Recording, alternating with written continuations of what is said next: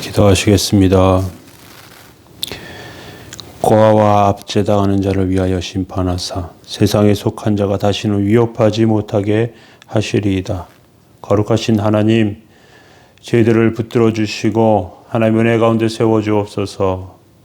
흔들리는 심령에 하나님의 온전하심으로 세우시고 약한 영혼에 강한 은혜를 허락하시고 어려운 삶에 주님께서 은총과 은혜를 내려주시고 삶을 세우시고 붙들어 주셔서 하나님께 영광 돌리는 모습으로 많은 사람들에게 유익을 끼치는 삶으로 주님께서 세우시는 영혼으로 저희들을 붙들어 주옵소서.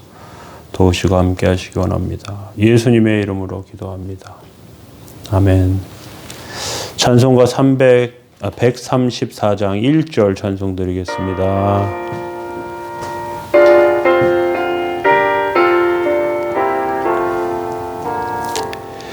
나 어느 날 꿈속을 헤매며 어느 바닷가 거닐 때 그 갈릴리 호신이 따르는 많은 무리를 보았네. 나 그때에 확실히 맹인이 눈을 뜨는 것 보았네. 그 갈릴리 호신이 능력이 나를 놀라게 하였네. 내가 영원히 사모할 주님, 참 사랑과 은혜 넘쳐 나 배웠고 그로부터 내 구주로 섬겼네. 아멘.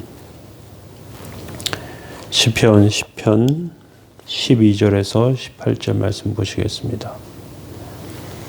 여호와여 일어나옵소서. 하나님이여 손을 두옵소서. 가난한 자들을 잊지 마옵소서. 어찌하여 악인이 하나님을 멸시하며 그의 마음에 이르기를 주는 감찰하지 아니하리라 하나이까.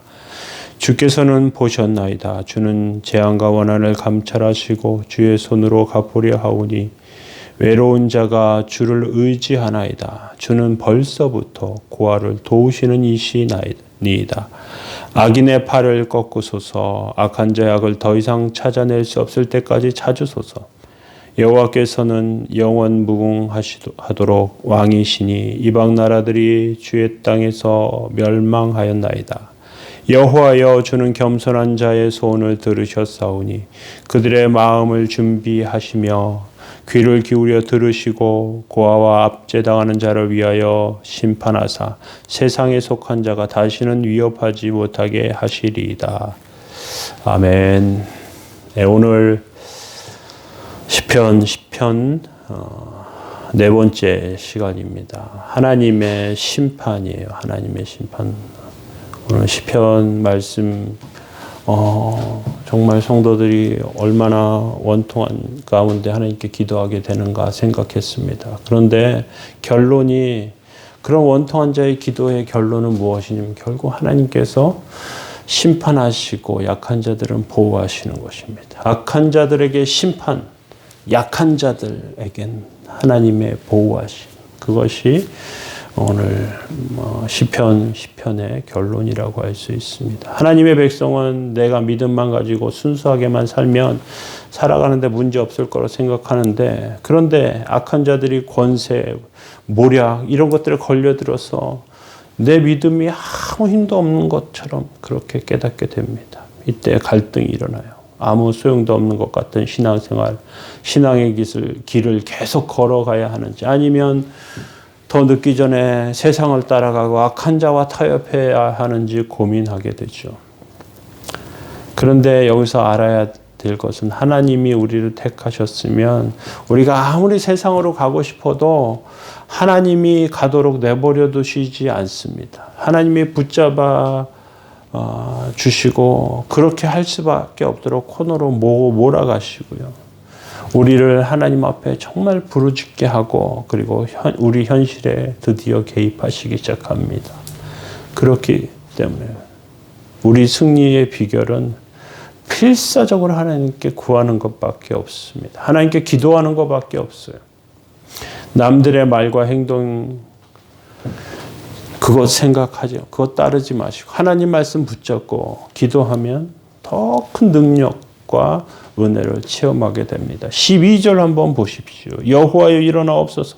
하나님이여 손을 드옵소서. 가난한 자들을 잊지 마옵소서. 일어나옵소서. 이제 하나님 움직여 주십시오. 지금까지 조용히 보고 계셨으면 이제 드디어 하나님의 정체를 드러내 주십시오.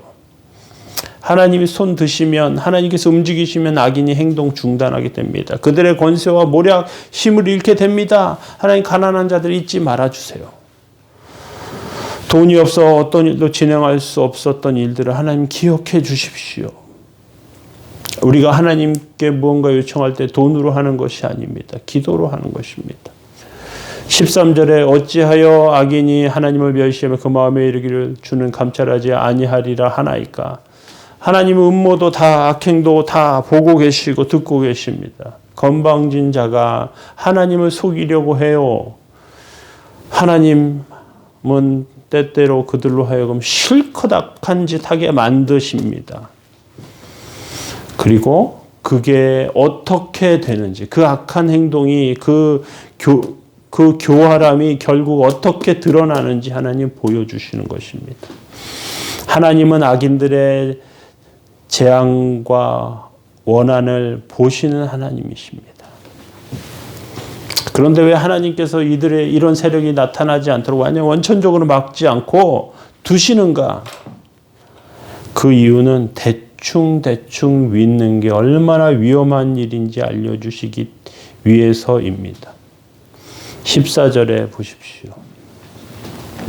주께서는 보셨나이다. 주는 재앙과 원한을 감찰하시고 주의 손으로 갚으려 하시오니 외로운 자가 주를 의지하나이다. 주는 벌써부터 고아를 도우시는 분이십니다. 벌써부터 도우시는 하나님. 외로운 자의 하나님. 진작부터 고아들을 도우시는 하나님.